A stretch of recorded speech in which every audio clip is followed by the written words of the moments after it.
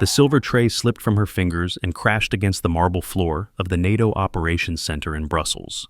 Coffee erupted in dark arterial streaks across the polished Saône, droplets landing on the immaculate boots of Senior Chief Thatcher Briggs. 38 officers fell silent, 12 nations represented. One woman on her knees, gathering shattered porcelain. Briggs turned slowly, all 6'5" of him, 240 pounds of muscle forged through buds and a decade of door-kicking across 3 continents. The seal trident on his chest caught the fluorescent light as he looked down at the woman responsible for the mess. Well, well, well. His voice carried the particular resonance of a man accustomed to being feared. Deep, unhurried, the kind of voice that made junior enlisted snap to attention, and seasoned operators measure their words carefully. The woman didn't look up. She continued gathering fragments, movements methodical, precise. Blonde hair pulled into a messy high bun, a few loose curls escaping to frame porcelain skin, dotted with faint freckles across her cheeks and the bridge of her sharp nose. Captivating blue eyes focused downward, hands steady as surgical instruments. "What's your rank, princess?" Briggs let the question hang like a blade waiting to drop.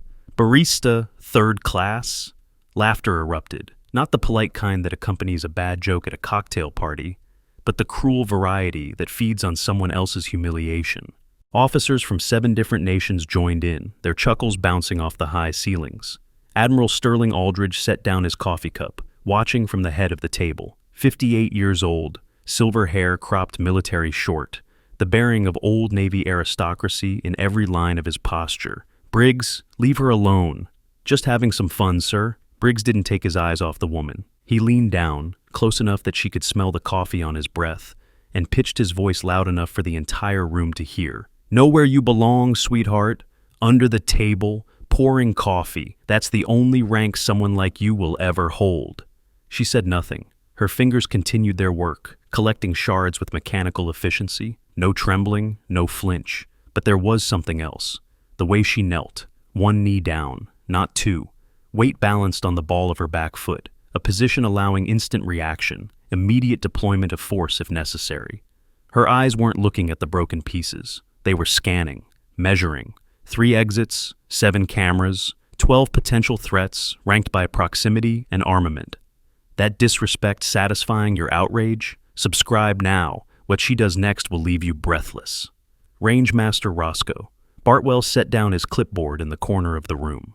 62 years old, face weathered like desert stone, 28 years with Delta Force etched into every line. His eyes narrowed as he watched the woman. That posture, that breathing pattern, 4 counts in, 4 counts hold, 4 counts out. Combat breathing, box breathing. The technique they drilled into operators in programs that didn't officially exist. He'd seen that pattern exactly 3 times in his career. All 3 had been in places that appeared on no official map. Petty Officer Boone Rafferty pushed back from his chair, eager to join the entertainment. 24 years old, corn-fed Iowa build, desperate to impress the senior operators he idolized. "Missed one, coffee girl." He kicked a porcelain fragment toward her. More laughter. Someone pulled out a phone, started recording. The woman's hands didn't pause. "Nothing to say?" Briggs straightened, crossing his arms over his barrel chest. "Cat got your tongue? Or maybe you just don't speak English. They'll let anyone serve coffee these days." The woman finished collecting the last fragment. She stood, not pushing herself up with her hands like most people would, but rising in one fluid motion, a single continuous movement from kneeling to standing that spoke of thousands of hours of physical conditioning. "The tray slipped, sir." Her voice was quiet, neutral, no accent beyond standard American, but something underneath, precision, control. "I apologize for the disruption." "You apologize." Briggs laughed harshly. "That's cute, really cute." He turned to the room, arms spread wide. "She apologizes. Problem solved. Pack it up, boys. The coffee girl is sorry." The laughter grew louder, meaner. Admiral Aldridge shifted in his seat but said nothing. His eyes remained on the woman, and for just a moment something crossed his face. Recognition, perhaps, or memory. Then it vanished beneath practiced neutrality. Briggs stepped closer, invading her space. Most people would have backed away. She didn't move, didn't blink, just stood there, 5'6", of absolute stillness, meeting his eyes without challenge or submission. Here's what's going to happen. His voice dropped to that dangerous register preceding violence. You're going to clean this up. Then you're going to bring me another coffee. Then you're going to stay invisible for the rest of this conference. Understood? Yes, sir. Good. He paused, a new idea sparking behind his eyes. Actually, no. Change of plans. He pulled out his phone, opened an app. Range opens in 30 minutes. Let's see what our little princess can do with a rifle. The room stirred with interest. This was entertainment. Lieutenant Prescott Whitley spoke up from his position near the window, phone already in hand, recording everything with the dedication of someone building a documentary. Senior Chief, perhaps we should... Did I ask for your input, Lieutenant? Whitley fell silent, but his eyes stayed on the woman, watching, calculating, always recording. I'm scheduled for serving duty until 1800 hours, sir. The woman's voice remained even. The catering contract specifies... I don't care what your contract specifies. Briggs grinned, the expression of a predator who'd found easy prey. Admiral, permission to borrow your barista for an hour? Aldridge looked at the woman. She looked back, those blue eyes clear as winter sky, empty of fear. Something about that emptiness bothered him more than he could articulate. Do what you want, Briggs. Just don't waste my time with a report afterward. The outdoor qualification range sat on the eastern edge of NATO headquarters, a 300-meter stretch of manicured grass and concrete firing positions, designed for everything from sidearms to designated marksman rifles.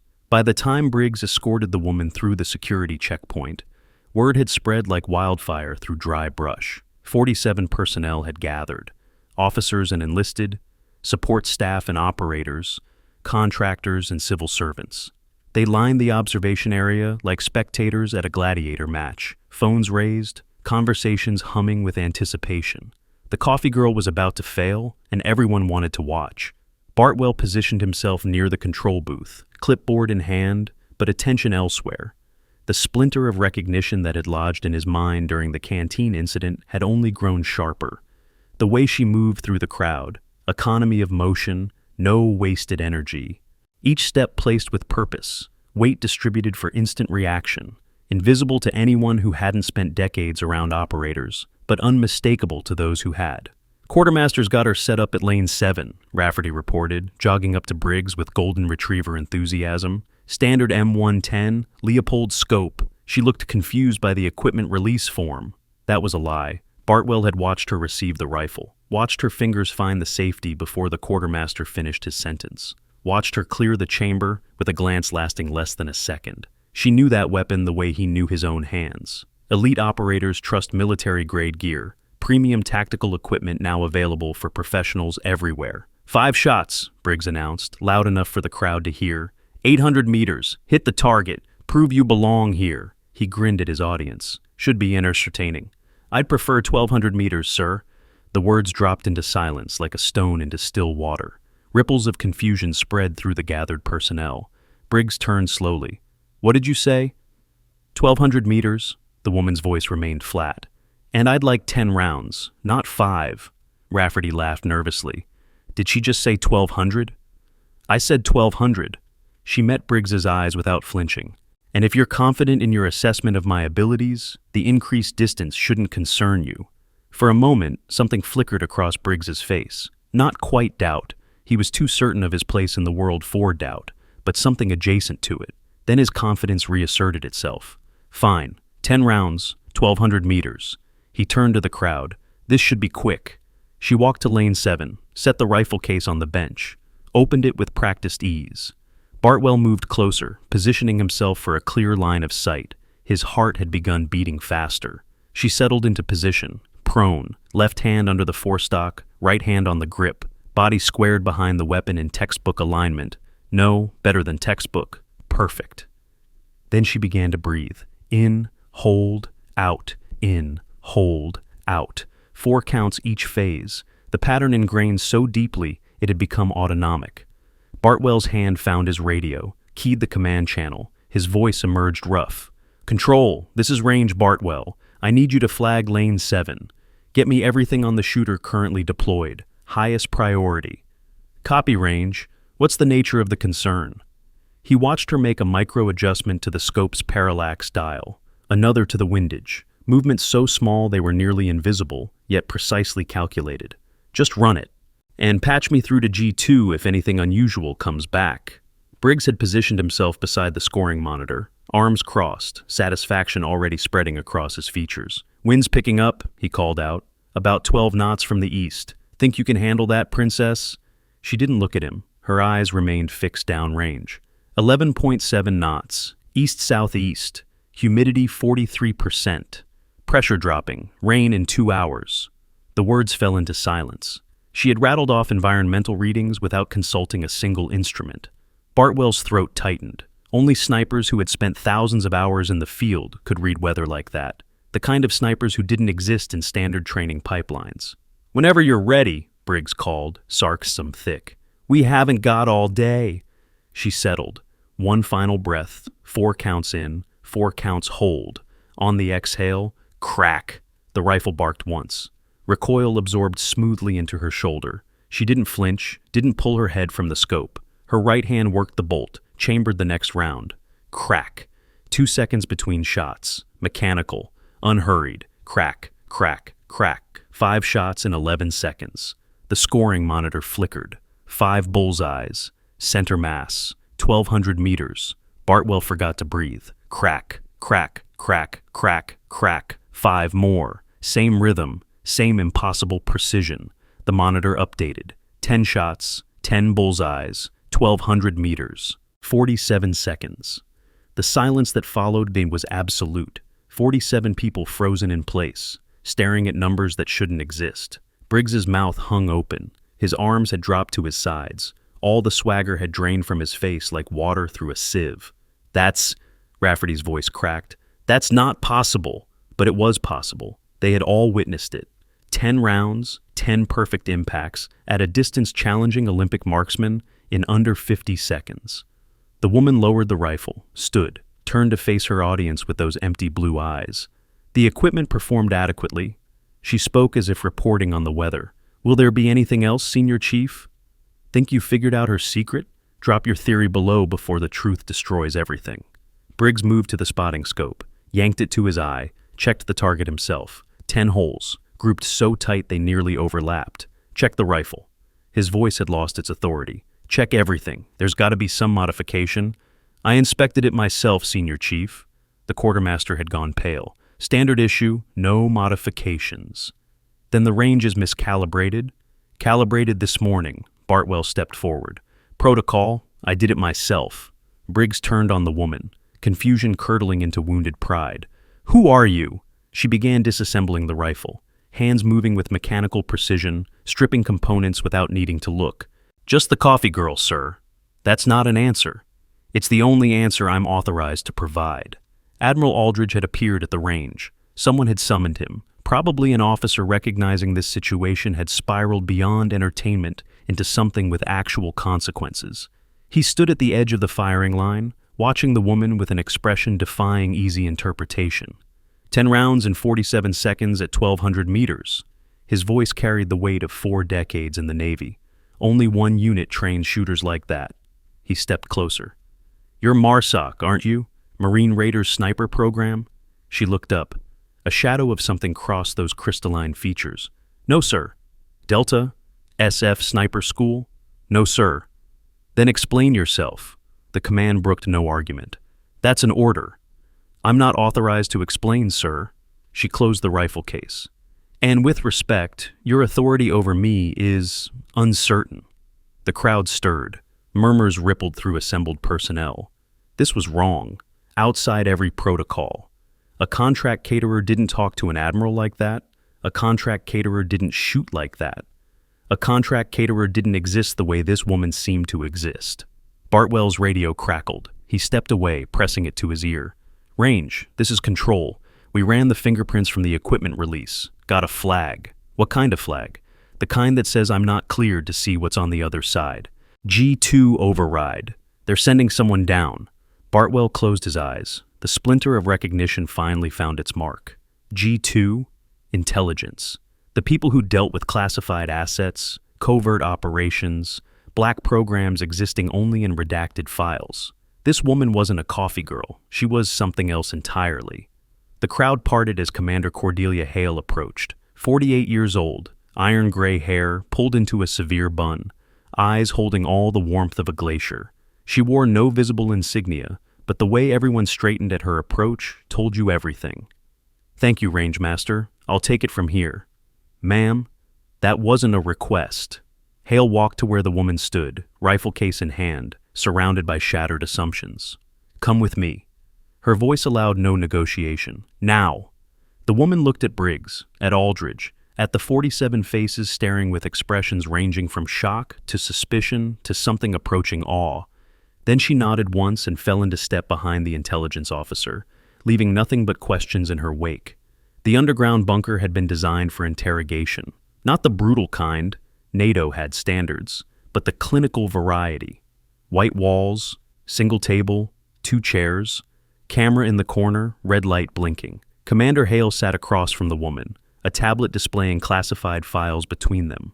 The screen showed a photograph. The same blonde hair, the same blue eyes, the same freckles across porcelain skin. But the photograph was stamped with a date 4 years past, and the word deceased in bold red letters. "I ran your fingerprints," Hale began. "Interesting results." Silence. "No match in civilian databases, no match in standard military databases." She turned the tablet to face the woman. "But when I ran them through classified archives, the system flagged you as belonging to a dead woman." Those blue eyes didn't waver. "A woman who died 4 years ago in Operation Blackthorn.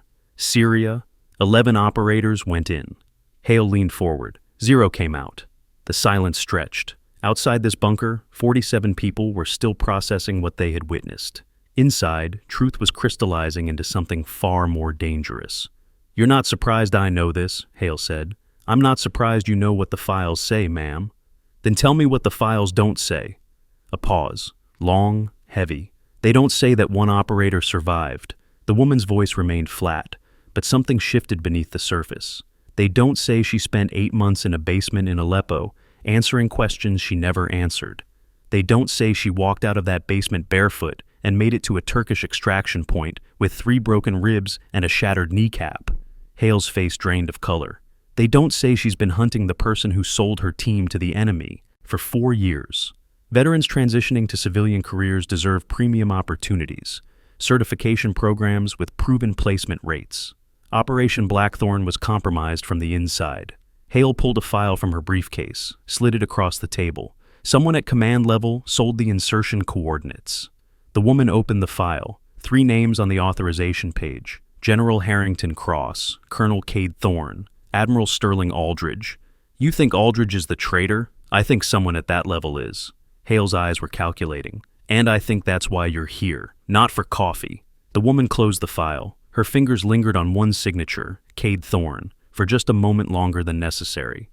"Aldridge isn't the traitor. How can you be certain? Because the traitor would have killed him already. Instead, they're keeping him alive for something bigger." "What bigger play?" "The NATO Intelligence Summit. 3 weeks." She looked up, blue eyes sharp as broken glass. "Every major Western intelligence asset in one building. Someone wants access to that building. Someone inside."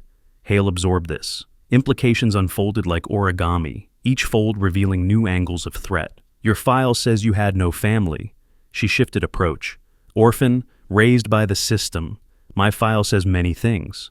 But I did deeper digging, birth records, sealed adoption files." Hale paused. "You had a brother, Cade. Different last names after the separation, but same blood." The first real reaction. The woman's jaw tightened almost imperceptibly. "Colonel Cade Thorne, one of the 3 who signed off on your mission." Hale leaned forward. "Also officially declared dead in Operation Blackthorn. He wasn't on the mission." "No, but he disappeared the same day you did. Same coordinates. And like you, no body was ever recovered." The woman's hands had gone still on the table. Her breathing remained controlled, but something had cracked beneath the surface. Something human. "You're Captain Vesper Thorne," Hale said. "JSOC Sniper Operations. Call sign Spectre. 634 confirmed eliminations. Declared killed in action. Operation Blackthorn 4 years ago." She closed the tablet. "And you're here because you believe your brother is still alive." The silence lasted exactly 3 seconds. "I'm here because someone is going to kill Admiral Aldridge. and I'm the only one who can stop them. Why you? Because I know who's running the operation. Her eyes met Hale's without flinching. I know, because the person running it is my brother. The reveal is seconds away. Hit that bell. You won't believe who she really is. Night fell over Brussels like a shroud. City lights glittered against the darkness, indifferent to secrets moving through its streets. Vesper had given Hale the slip 40 minutes earlier. Not difficult. G2 security was designed to contain foreign assets, not operators trained in evasion by the same programs that had produced the security protocols. She moved through the V Industrial District now, a shadow among shadows. The warehouse ahead squatted at the end of a dead-end street, surrounded by chain-link fence and rust. 2 guards outside, weapons slung casual. Their complacency would cost them. She approached from the east, using ambient noise from a distant highway to mask her footsteps. The guards never saw her. One moment they were sharing a cigarette. The next, they were unconscious on the ground, tranquilizer darts dissolving in their bloodstreams. The lock yielded to her picks in 9 seconds. She slipped inside. Banks of computers, communication equipment, screens displaying data feeds from 3 continents. And on the central monitor, Admiral Sterling Aldridge's schedule, his security detail, his family's locations. Vesper photographed everything: evidence, leverage, ammunition for the war she had been fighting alone for 4 years. Then she froze. One screen showed a face, a man coordinating the operation via encrypted video feed, older than she remembered, scarred in ways he hadn't been the last time she'd seen him, but unmistakable. Cade, her brother, alive, and running the operation to assassinate Admiral Aldridge. Her hand found the wall for support. The world tilted. 4 years of hunting, 4 years of ghost work and near misses. And here he was, breathing, speaking, commanding an operation that would destabilize Western intelligence for a generation. Alive and enemy. Her phone buzzed. Encrypted channel. Incoming call. She answered without speaking. "Hello, Vesper?" His voice, deeper than she remembered, roughened by whatever years had done to him. "I know you found the warehouse." He sounded almost amused. "I knew you would. You were always the better tracker." "Cade, 4 years. I thought you were dead. They told me you were dead. I watched them bury an empty coffin with your name on it. I survived. I know that now. But for 4 years, I didn't. For 4 years, I planned, and I built, and I did what needed to be done because the system that killed you needed to burn." Her grip tightened on the phone. "Aldridge didn't kill me. Aldridge signed the order, Cross signed the order, I signed the order." His voice cracked slightly. "We sent you to die, Vesper. All of us. And only I had the courage to make it right. By becoming the thing we fought against. By becoming the only thing that works. Fire with fire. They sold us. Now I sell them." She closed her eyes. The basement in Aleppo flickered through memory, chains and questions, and the particular darkness that lived behind human eyes when conscience had been removed. "Walk away, Vesper. Disappear again. Let me finish this." "I can't do that. Then you'll die trying to stop me." His voice held no threat, only exhaustion. "And this time, there won't be a basement to survive. This time, I'll make it quick, because you're my sister, and I love you, even now. Cade, the summit is in 3 weeks. Aldridge will be there, so will I. And when it's over, the people who destroyed us will finally pay." The line went dead. Vesper stood in darkness, surrounded by evidence of her brother's betrayal, phone pressed against her ear as if she might hear his voice again. 4 years of believing herself alone. 4 years of hunting a ghost who turned out to be hunting the same prey from the opposite direction, both broken by the same day, both transformed by the same betrayal, mirror images burning in different directions. Protect what matters most. Security solutions trusted by those who've seen real combat zones. 3 days passed. 3 days of preparation, positioning, laying groundwork for a confrontation, 4 years in the making.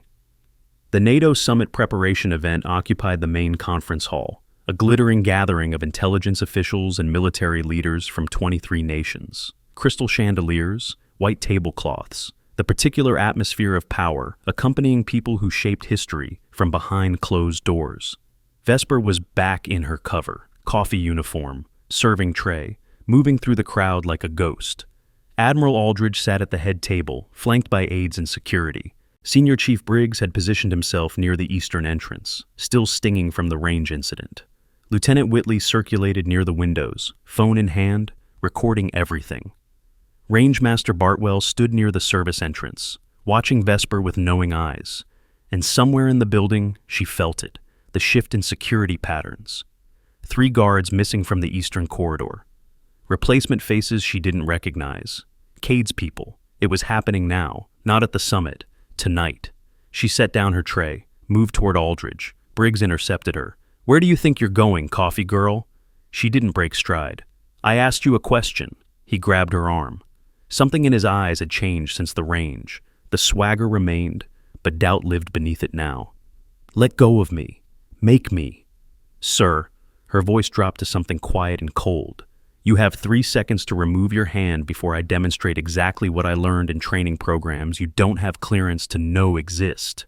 "You're threatening me? A coffee?" Glass shattered. The window behind Aldridge exploded inward. Gunfire erupted from 3 positions. East corridor, service entrance, main doors. The crowd dissolved into screaming chaos. Vesper moved. She used Briggs's grip on her arm as leverage, spinning them both behind an overturned table. A bullet whined past where her head had been. "Stay down!" She stripped his sidearm before he could react. "Unless you want to die here." Then she was moving, cutting through chaos toward Aldridge. 3 hostiles between her and the Admiral. Professional movement, coordinated fire. Trained operators. Cade's team. She fired twice. 2 hostiles dropped. Shoulders, not center mass. Disabling, not killing. The 3rd swung toward her. She closed the distance before he could fire. 1 strike to disarm, another to drop him. Aldridge was down behind the head table. Vesper reached him in 4 strides. "Sir, you need to leave. Now." "Who are—" "Now, Admiral." She grabbed his arm, pulled him toward the service corridor. Another hostile appeared. She dropped him without breaking stride. The corridor stretched ahead, emergency lights casting everything in red. Behind them, combat continued. Briggs appeared at her side, having recovered enough to follow. His face was pale, but his training had kicked in. "What the hell is happening?" "Assassination attempt. Keep moving." They reached a security door. Vesper punched in a code that shouldn't have worked for a coffee server. The door opened. "How do you know that code?" Briggs demanded. She didn't answer, pushed Aldridge through, turned to cover their retreat. More hostiles converging. Too many. The corridor was becoming a kill box. "We need another exit," Briggs said. "There isn't one. Then we're trapped." "No." Vesper's voice was ice. "They are." She moved forward, into the fire, weapon up, body low, every motion economical and lethal. 3 hostiles, 4 seconds, all down. A 4th emerged from a doorway. His weapon came up and stopped. He was staring at her arm, at the sleeve that had torn in the chaos, exposing flesh beneath, exposing ink. A scope reticle, crosshairs precise and black. Below it, Spectre 11. Below that, 11 stars. And dates, 2018-21. The hostile's face went white, his weapon lowered. "Holy." The word came out as a whisper. "You're dead. You're supposed to be dead. So, I've been told." She dropped him before he could raise the weapon again. Behind her, Briggs had seen the tattoo. His face cycled through confusion, recognition, horror. That's the Blackthorn insignia. Spectre unit. His voice shook. There were no survivors. The files said. The files were wrong. She turned back toward Aldridge, toward the mission. But it was too late for secrets now. The tattoo was exposed. The truth was spreading. And somewhere in the chaos, she felt her brother watching. The game had changed.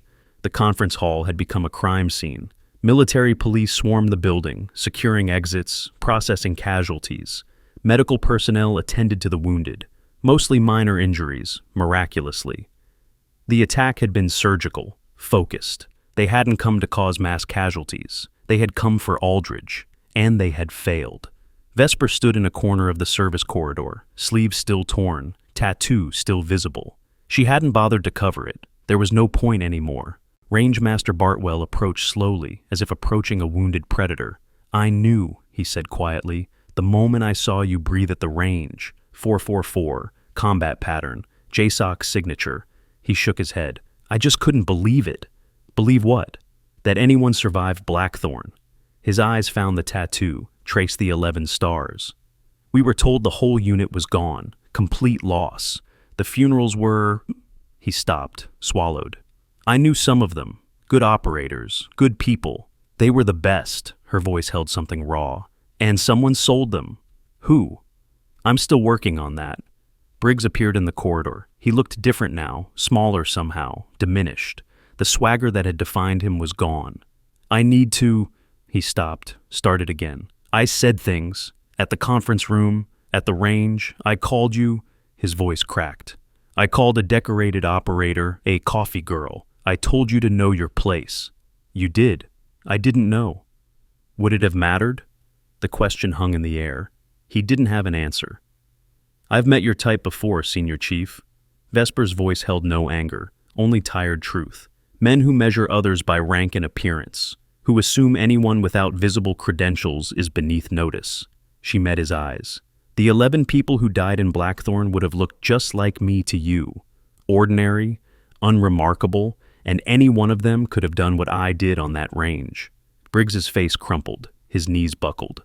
He caught himself on the wall, didn't fall, but close. I'm sorry. The words came out broken. I'm so sorry. I don't need your apology, Senior Chief. I need you to remember this feeling. Remember it the next time you're tempted to dismiss someone based on what they look like or what job they hold.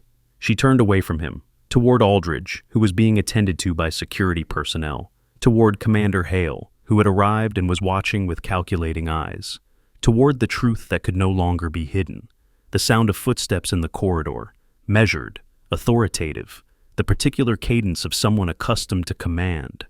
General Harrington Cross walked through the chaos like Moses through the Red Sea, 74 years old, spine still straight as a rifle barrel, the legend who had built the JSOC sniper program from nothing. He stopped when he saw Vesper, looked at her face, at the tattoo on her arm, at the 11 stars representing 11 graves. For a long moment, he said nothing. The corridor fell silent. Every eye turned toward the general and the ghost. Then, slowly, deliberately, General Harrington Cross came to attention and saluted. Welcome home, Captain Thorne. The words landed like thunder in the silence. Captain, not coffee girl, not princess, not barista. Captain. Vesper returned the salute. Her arm moved with the precision of 10,000 repetitions, the muscle memory of a lifetime in uniform. Thank you, sir. I thought we lost you. Cross's voice roughened. When the reports came in from Blackthorn, when we buried those coffins. He stopped, composed himself. We should have looked harder. There was nothing to find, sir. I made sure of that. Why? Because someone in this building sold my team, and I couldn't hunt them if they knew I was alive. Cross absorbed this. His eyes moved to the bodies of the hostiles, to the damage from the attack, to the evidence of a war that had been waged in shadows for 4 years. You know who it is. I know who's running the operation. It's my brother. The words dropped into silence. Cross's face went still. Cade survived? He survived, and he's been building a network to burn down everything he blames for my death. Vesper's voice held something between grief and determination. He doesn't know the whole truth. He thinks the system killed me. He doesn't know about the real traitor. And the real traitor is still inside, still protected, still planning something bigger than tonight. Admiral Aldridge had approached, security personnel flanking him. His face was pale, shaken, but his voice was steady. You saved my life. Again. Vesper looked at him. Again, sir? Syria. 6 years ago. The Valley. Aldridge's voice carried the weight of memory. My team was pinned down, 30 hostiles closing in, and then they started dropping, one by one. Perfect shots from a position we never identified. He shook his head. I always wondered who it was, who saved us and then vanished without a word. I wasn't done hunting, sir. I had 11 graves to fill and a traitor to find. And now the traitor knows I'm alive. Now my brother is running an operation that will destroy Western intelligence if it succeeds. And now, she looked at the tattoo on her arm, at the 11 stars representing 11 promises. Now, I finish what I started. Cross stepped forward. You're not alone anymore, Captain. Whatever resources you need, whatever support. With respect, sir, I've been fighting this war alone for 4 years. Adding more people just adds more potential leaks. Then let us secure the perimeter. Protect the obvious targets while you hunt. Vesper considered this. 4 years of solitude had taught her the value of operating alone, but 4 years had also taught her the cost. 11 stars, 11 teammates who had trusted the system. Maybe it was time to trust again. "There's a summit in 3 weeks," she said finally. "Every major Western intelligence asset in one building. That's the real target. Tonight was just a test, probing defenses, identifying response patterns. You think they'll try again at the summit? I know they will. My brother gave me a choice, walk away or die trying to stop him." Her jaw tightened. "I chose door number 3. Which is? Stop him. Save Aldridge. Find the real traitor. And end this war before it burns down everything we built." The corridor fell silent. The weight of what she was proposing settled over everyone present. One woman against a network, one ghost against an army. But then again, she had been one woman against 30 hostiles in a valley in Syria, one woman against 8 months of interrogation in Aleppo, one woman against 4 years of hunting in the shadows, and she was still standing. "What do you need?" Cross asked. 3 weeks. Access to intelligence files on everyone with clearance to the summit. And, she hesitated, a way to contact my brother. One more conversation before this ends. "You think you can turn him?" "I think he deserves to know the truth before I stop him." Her voice held something that might have been hope or might have been grief. "He spent 4 years avenging a sister who wasn't dead. Maybe knowing I survived will change something. And if it doesn't," Vesper looked at the tattoo on her arm, at the 11 stars, at the number that haunted her dreams. "Then I add one more to the count, and pray that somewhere my team forgives me for killing my own blood." The words hung in the air like smoke after gunfire. Cross nodded slowly. 3 weeks, Captain, whatever you need." "Thank you, sir." She turned away from the general, from the admiral, from the wreckage of the attack. Walked toward the exit, toward the night, toward the war that was no longer hidden. Briggs watched her go. His face was still pale, still shaken, but something had changed in his eyes. Recognition, perhaps, or the beginning of understanding. Bartwell watched too, clipboard forgotten in his hand. He had spent 28 years identifying operators by how they moved, how they breathed, how they carried themselves. He had never seen anyone carry themselves quite like Vesper Thorn, like someone who had already died and come back, like someone who had nothing left to lose, like someone who would walk through fire to keep a promise made in blood. The night swallowed her whole. The city lights glittered, indifferent, and somewhere in the darkness, a phone rang. Cade's voice came through the encrypted line before she could speak. "You survived the attack. I knew you would. Call off the summit operation." "You know I can't do that." "Then tell me who the real traitor is. Give me a name, Cade. One name, and we can end this together." Silence stretched across the connection. When he spoke again, his voice was different, softer. "You want to know who sold us? Who gave our coordinates to the enemy?" A bitter laugh. "I'll tell you, at the summit, face to face. One conversation before this ends, like you wanted. And then we'll see who's right, you or me, the system or the fire. There has to be another way." "There isn't." His voice hardened. "There never was. 3 weeks, sister. I'll be seeing you." The line went dead. Vesper stood in the darkness, phone in hand, the weight of impossible choices pressing down. Her brother, her mission, her team, 11 stars on her arm. 11 promises she had made in blood, and 3 weeks to keep them all. The night was cold. The stars were silent.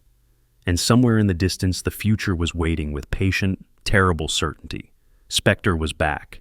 And this time, she wasn't hiding. The 3 weeks that followed moved like a fever dream. Sharp edges and blurred moments, clarity giving way to chaos and back again. Vesper established a command center in a safe house 12 kilometers from NATO headquarters. Sparse furnishings, multiple exit routes, the kind of place that looked abandoned to casual observers, but contained enough surveillance equipment to monitor half of Brussels. Commander Hale provided intelligence access, though not without reservations. General Cross arranged for equipment, weapons, communications gear, tactical support that officially didn't exist. Admiral Aldridge increased his security detail and moved to a protected facility, though he insisted on maintaining his summit attendance. "If I hide, they win," he said during one of their briefings. "I've spent 40 years serving this institution. I won't let fear dictate my final act. Vesper respected the sentiment, even as she calculated the additional risk variables it introduced. The summit was 7 days away when the first breakthrough came. Bartwell had been running background checks on every person with clearance access, a task that should have taken months compressed into weeks through sheer determination and creative interpretation of privacy regulations. "Found something," he said, sliding a file across the safehouse table. "Lieutenant Prescott Whitley. Squeaky clean record, too clean." Vesper opened the file. Service history, commendations, performance reviews that read like recruitment brochures. What am I looking at? His financial records, or rather, the gaps in them. Bartwell pointed to a highlighted section. 6 years ago, he had $47,000 in debt. Student loans, credit cards, the usual junior officer struggles. Then suddenly, nothing. Debt cleared. No record of payment, inheritance, or windfall. Could be family money. His parents are retired school teachers in Iowa. They filed for bankruptcy 2 years before his debt disappeared. Vesper studied the photograph attached to the file. Whitley's face. Open, trustworthy, the kind of face that made people lower their guard. Always recording, always watching, always in position to see everything.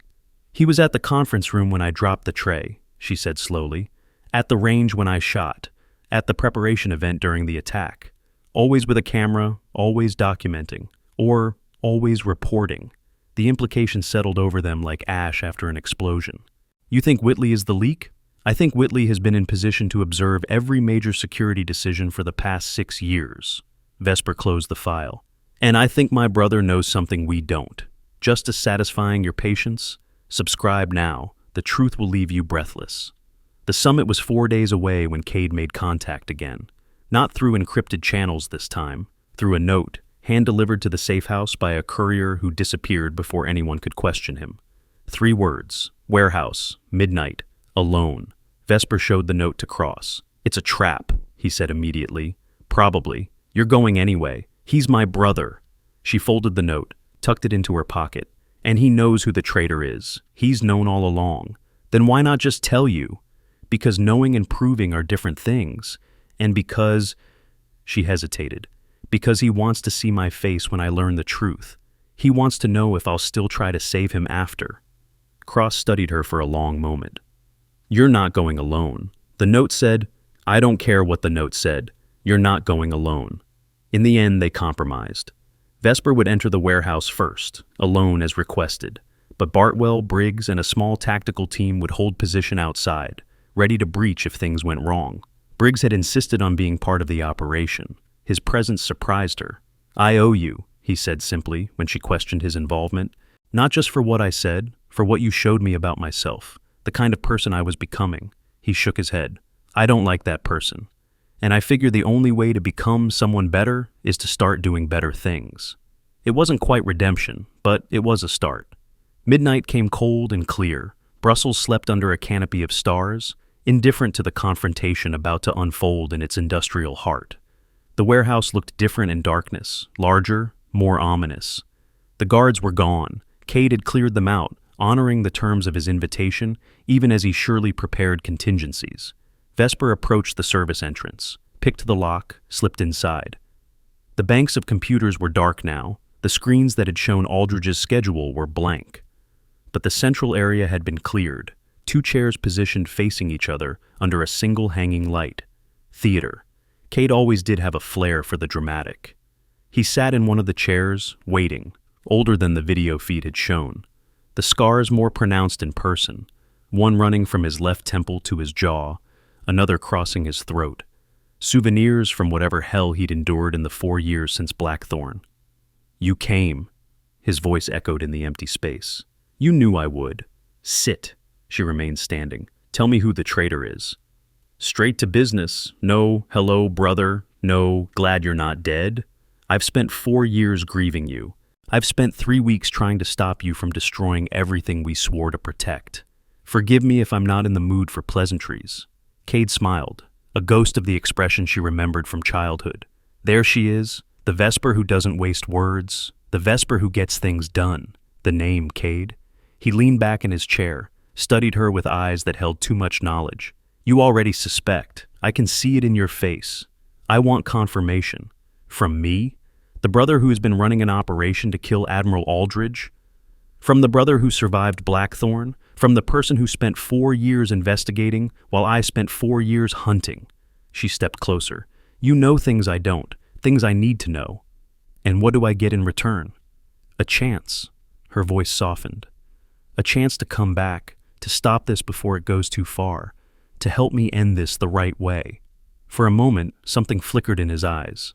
The brother she remembered, the person he'd been before Blackthorn.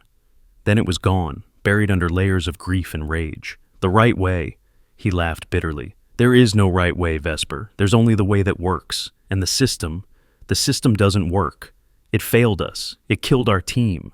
It left you to rot in a basement for 8 months while it filed paperwork and held ceremonies and moved on. The system didn't do that. A person did. One person hiding inside the system, using it as cover. And what happens when you find that person? A trial? A sentence?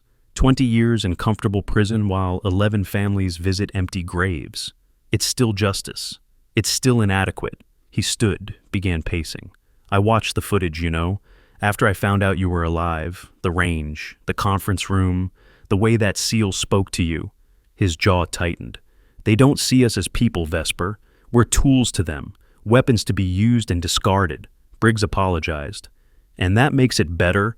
One apology erases years of treating people like, it's a start. She cut him off. Change has to start somewhere, with one person, one choice, one moment of deciding to be better. And if they don't choose to be better, then we hold them accountable, through the system, through the law, through the institutions we swore to protect. Those institutions failed us. Then we fix them. Her voice rose to match his. We don't burn them down, Cade. We fix them. We make them better. We honor the 11 people who died by building something worth their sacrifice, not by destroying everything they believed in. The silence stretched between them, brother and sister, ghost and shadow, two halves of the same broken whole. You want a name? Cade said finally. I'll give you a name. But first, you need to understand something. Understand what? The person who sold us. They didn't do it for ideology.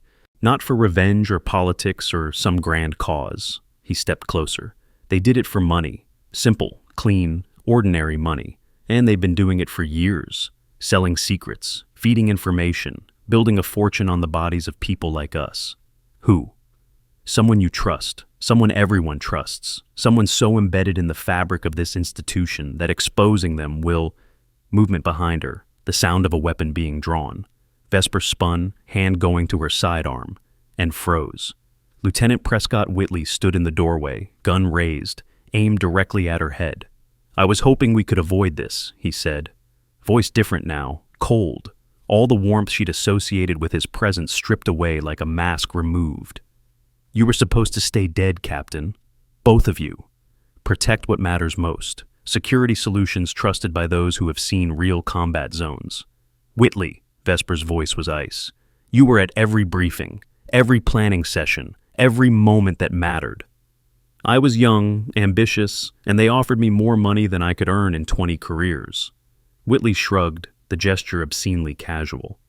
Selling coordinates seemed victimless at the time. I didn't know 11 people would die. 11 of my people. And I'm sorry about that, truly, but it's done, and I've been cleaning up loose ends ever since. He adjusted his aim. You two were the last ones. Cade moved, fast, but Whitley was faster. The gun barked once. Cade went down, clutching his shoulder, blood spreading through his fingers. Brother! Vesper lunged toward him. Don't move! Whitley's gun swung to her. I will kill you, Captain. I don't want to, but I will. She stopped. Every instinct screaming to move, to act, to do something. But the math was wrong. The angles were impossible. One wrong move, and they were both dead. Why? Her voice came out rough. Why betray everything? Because this world rewards betrayal. It always has. Whitley smiled, the same friendly smile he'd worn at the conference room, at the range, at every moment when he'd been watching and recording and feeding information to the enemy. You think you're the hero of this story? You're not. You're just another tool, another weapon. And weapons don't get happy endings. And you do? I get a retirement fund that would make admirals weep. I get a new identity in a country without extradition treaties. I get to live while the people who trusted me—" He shrugged again. "Don't." On the floor, Cade groaned. His hand was pressed against his shoulder, trying to stem the bleeding. His eyes found Vesper's, and in them she saw something she hadn't expected: clarity, purpose, and the smallest nod. He was telling her to wait, telling her that something was coming. Vesper looked at her brother, at Whitley, at the screens lining the walls, dark now, but still present, still equipped, still connected. She had photographed this warehouse 3 weeks ago. She knew its systems, knew that the central console controlled not just the screens, but the broadcast capabilities. Knew that with one button, anything said in this room could be transmitted to NATO command, the same systems Whitley had used to coordinate his operation, the same systems she could use to destroy him. "You're wrong about one thing, Lieutenant," she said, voice steady. "What's that?" "Weapons don't need happy endings," she smiled. "They just need one good shot." Her hand moved, not to her weapon, to the console behind her. One button, the broadcast button. The screens flickered to life. Red lights blinked on, recording, transmitting. Whitley's face went pale as he realized what she'd done. His confession, his admission of selling coordinates, of killing 11 operators, of 4 years of treason, was streaming live to NATO command. No. That second of distraction was all she needed. One strike. His gun flew. One more. He was on the ground. 10 seconds. Unconscious. She stood over him, breathing hard. Blood pounded in her ears. Every muscle screamed with the release of tension. "Vesper," Cade's voice was weak. "The shoulder's not bad. Through and through." She knelt beside him, examined the wound. He was right. The bullet had passed cleanly through muscle, missing bone and major vessels. Painful, but survivable. "You knew," she said. "You knew it was Whitley all along. Suspected, couldn't prove." He winced as she applied pressure to the wound. "That's why I needed you. Needed someone he wouldn't see coming. Someone who could draw him out. You used me as bait. I used myself as bait. You were the trap." She should have been angry, should have raged at the manipulation, the risk, the presumption. Instead, she laughed. It started as a chuckle and grew into something approaching genuine amusement. The absurdity of it all. 2 siblings, both presumed dead, running parallel operations against the same enemy without knowing it, dancing around each other in the shadows for 4 years. "We're a mess," she said. "Family trait." Outside, the sound of vehicles, doors slamming, footsteps approaching. Bartwell's voice came through her earpiece. "Captain, we're coming in. NATO security is 90 seconds out. What's your status?" She looked at Whitley, unconscious on the floor. At her brother, bleeding but alive. At the screens broadcasting everything to command. "Status is secure. 1 prisoner, 1 friendly wounded. And 4 years of loose ends, finally tied. Justice delivered cold. Want more silent warriors rising? Subscribe and never miss vindication." The aftermath unfolded with the particular efficiency of military bureaucracy, given proper motivation. Whitley was taken into custody. The confession broadcast from the warehouse, his own systems turned against him, provided irrefutable evidence. Within hours, investigators were unraveling 6 years of betrayal, tracing payments and communications and the bodies left in their wake. The count was higher than anyone had expected. 11 operators in Blackthorn, 7 more in operations across 3 continents, 2 diplomatic security details, 1 journalist who had gotten too close to the truth, 21 people dead because one man had decided that their lives were worth less than his retirement fund. Cade was treated at a military hospital, his wound cleaned and bandaged, his status shifting from enemy combatant to cooperating witness in the space of a single debriefing. The intelligence he provided, 4 years of network mapping, financial trails, communication intercepts, proved invaluable. General Cross personally oversaw the negotiations. "Your brother will face charges," he told Vesper during a quiet moment in the hospital corridor. "His operation killed people, put assets at risk, nearly destabilized Western intelligence." "I know.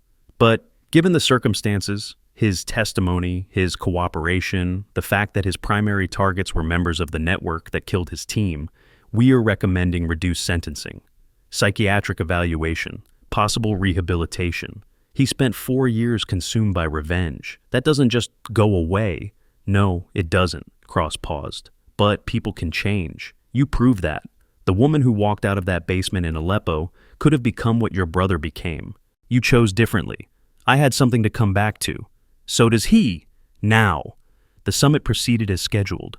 Admiral Aldridge delivered his testimony to the closed congressional session via a secure video link, detailing the procurement fraud and intelligence leaks that had cost lives across 2 decades. His evidence, combined with Whitley's confession and Cade's testimony, triggered the largest internal investigation in NATO history. 12 officers were detained within the first week, 20 more by the month's end. The network that had operated in shadows for years found itself dragged into harsh, unforgiving light. Briggs requested reassignment the day after the warehouse operation.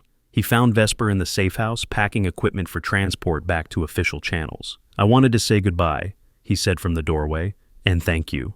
For what? For not killing me when you had the chance. A ghost of a smile crossed his face. At the range, at the conference room, any of those moments you could have, well, you know. I don't kill people for being arrogant, Senior Chief. The prisons would overflow. He laughed, a genuine sound, free of the bravado that had defined their first encounter. I've been thinking about what you said, about remembering this feeling, about treating people better. And I put in for a training position. Instructor at Buds, figured I could do more good shaping the next generation than I could kicking doors. He paused. And maybe I could teach them something you taught me, that the people who look the least dangerous are sometimes the most deadly, that assumptions kill faster than bullets. That's surprisingly insightful. I have my moments. He straightened, came to attention, saluted. It was an honor serving with you, Captain Thorne, even if I didn't know it at the time. She returned the salute. Good luck, Senior Chief. Try not to call anyone coffee girl at your new post. Never again. He held the salute a moment longer. Never again. Boone Rafferty caught her outside the building, face red with shame and something approaching desperation. Captain Thorne, ma'am, I just wanted to say, he stumbled over the words. At the conference room, at the range, I said things, I did things. You followed Briggs's lead, laughed when he laughed, kicked fragments at someone you thought was beneath you. His face crumpled. Yes, ma'am. Why? I wanted to belong, wanted the senior operators to accept me. I thought, he stopped, swallowed. I thought that's what strength looked like. Putting others down to lift yourself up. And now? Now, I know that real strength looks like what you did, staying silent when everyone was against you, proving yourself through action, not words, being so secure in who you are that you don't need to diminish anyone else. Vesper studied him, 24 years old, still young enough to change, still malleable enough to become something better than the pattern he had been following. Learn from it, she said finally. Every senior operator you admire was once a junior officer making mistakes. The difference between the good ones and the bad ones is whether they learned. Yes, ma'am. And Rafferty? Ma'am? The next time you see someone being mistreated, the next time you're tempted to join in because it's easier than standing apart, remember how you feel right now? Use that feeling. He nodded, tears threatening at the corners of his eyes. I will, ma'am. I promise. She believed him. Not because promises meant anything in her world, they didn't, but because she'd seen that particular expression before, on the faces of operators who had touched bottom and decided to climb. Some of them made it, some of them didn't. But all of them tried. The trial lasted 3 months. Whitley's defense attempted every strategy in the book: coerced confession, entrapment, temporary insanity. None of it stuck. The evidence was too comprehensive, the testimony too damning, the bodies too numerous. Vesper testified on the 4th day. She sat in the witness chair, uniform pressed and medals present for the first time in 4 years, and answered questions about Blackthorn, about Aleppo, about the 8 months in darkness and the years of hunting that followed. The courtroom was silent when she spoke. Even Whitley's attorneys stopped their fidgeting, caught in the gravity of her words. 11 people went into that valley, she said. They trusted the system. They trusted their command. They trusted that the coordinates they'd been given were secure. She looked at Whitley, meeting his eyes for the first time since the warehouse. They were wrong because you sold them, because their lives were worth less to you than the price of a sports car. Whitley looked away first. The verdict came on a Tuesday afternoon, guilty on all counts, 47 years, no possibility of parole. As they led him away, Whitley turned back to look at Vesper one final time. His face held something she hadn't expected, not anger or hatred, but something closer to resignation. "You know this doesn't end anything," he said. "I'm one node. The network is bigger than you realize." "Maybe," Vesper replied, "but you're the node that killed my team. And now you're the node that spends the rest of its life in a cell, watching everything you sold us for crumble to dust." The door closed. Whitley disappeared into the system he had betrayed. And Vesper finally allowed herself to breathe. Cade's hearing was quieter, closed session, classified transcript. The charges were serious: conspiracy, attempted assassination, operating an illegal intelligence network. But the circumstances were unprecedented. His testimony filled 17 hours of recordings. Names, dates, operations, financial trails. The intelligence community would spend years processing everything he provided. In the end, the board recommended 15 years, reduced to 8 with possibility of rehabilitation. Psychiatric evaluation confirmed what Vesper had already known. Her brother had experienced a severe trauma response, compounded by years of isolation and obsessive focus on revenge. Broken, but not beyond repair. She visited him before the transfer to the facility. The room was small, institutional, 2 chairs separated by a metal table. He looked better than he had in the warehouse. The wound had healed. The haunted quality in his eyes had softened into something approaching peace. 15 years, he said as she sat down. Could have been worse. Could have been a bullet. She kept her voice neutral. Would have been, if I hadn't convinced Cross that you were worth saving. Are you sure I am? No. Honesty was all she had left to give him.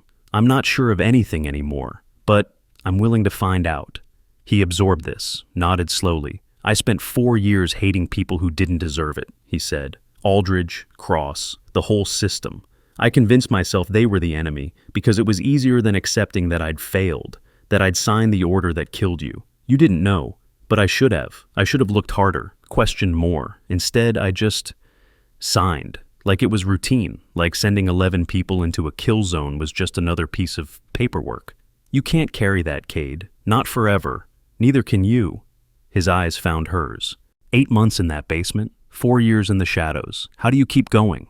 She thought about the question, about the basement, about the darkness, about the moments when giving up had seemed like the only rational choice. I made a promise, she said finally. 11 stars on my arm. 11 names I carry with me. I promised them I would find the person who sold them. I promised I would make it right. And now? Now? She looked at her forearm, at the tattoo hidden beneath her sleeve. Now I keep the promise differently. I honor them by living, by building something worth their sacrifice, by proving that the system they died for can still work. Cade was quiet for a long moment. When I get out, he said, if I get out, when? When I get out, I'd like to try. To be your brother again, to be something other than what I became. I'd like that too. You'll wait? 8 years is... I've waited 4 already. What's 4 more? A ghost of a smile crossed his face, the first genuine expression she'd seen since before Blackthorn. Thank you, Vesper, for everything. That's what family does. She stood, prepared to leave. Even when it's hard, especially when it's hard. At the door, she paused, looked back. Cade, yeah? I'm glad you're not dead. Same to you, sister. Same to you. 6 months later, New Mexico stretched under an endless sky, desert colors painting the horizon in shades of rust and gold. The house was small, 2 bedrooms, 1 bath, a porch that faced the sunset. The kind of place that didn't draw attention, perfect for a ghost. Vesper had officially retired from military service 3 months earlier. The ceremony had been small. General Cross, Admiral Aldridge, a handful of personnel cleared to know her real identity. They'd offered her the Medal of Honor. She'd declined. Give it to someone still fighting, she'd said. I've done my part. Instead, she'd accepted a promotion to major and a handshake from Cross that said more than any medal could. Then she'd packed what little she owned and driven west until the crowds thinned and the sky opened up and she could finally hear herself think. The rifle case sat in her closet, cleaned, maintained, ready. Old habits died hard, but for the first time in years, she didn't feel the urge to open it, didn't feel the weight of missions undone or targets unclaimed. The 11 stars on her arm had become something different now, not a tally of debts owed, but a memorial to people loved. She could live with that. The phone rang at sunset. Encrypted channel, familiar pattern. Captain Thorne, old habits. Major, actually. Cade's voice came through clear despite the distance. Congratulations on the promotion. How are you? Better. The doctors say I'm making progress. Something about confronting trauma and building healthy coping mechanisms. He laughed softly. Apparently, running a revenge operation for 4 years isn't recommended therapy. Who knew? They're talking about early release, good behavior, cooperation, the usual incentives, maybe 5 years instead of 8. That's good news. It is. A pause. Vesper, when I get out, if you're still willing, I'll be here. You're sure? She looked out at the desert, at the colors bleeding across the sky, at the life she was slowly, carefully building from the ashes of everything that had burned. I'm sure, Cade. Family doesn't give up on each other. Not really, not ever. Even after everything? Especially after everything. The line was quiet for a moment. When he spoke again, his voice was rough with emotion he hadn't allowed himself to feel in years. I love you, Vesper. I should have said it more. Before everything went wrong, I should have... I know, she cut him off gently. I love you too, and we'll have time. All the time in the world, once you're out. Promise? Promise. The call ended. The desert held its breath. Vesper sat on her porch, watching the last light fade, feeling something she hadn't felt in years. Peace. Not the absence of conflict. Conflict would always find her, but the presence of something else. Purpose without urgency. Strength without anger. The kind of peace that came from knowing you'd done what needed to be done, and you could finally rest. The 11 stars on her arm caught the fading light. 11 names, 11 lives. Not forgotten, never forgotten, but honored now in a different way, through the life she was building, through the brother she was saving, through the promise that some debts could be paid not with bullets, but with survival. Night fell. The stars emerged. Not 11, but billions. A universe of lights in the darkness. She sat beneath them for a long time, breathing 4 counts in, 4 counts hold, 4 counts out. Not combat breathing anymore, just breathing.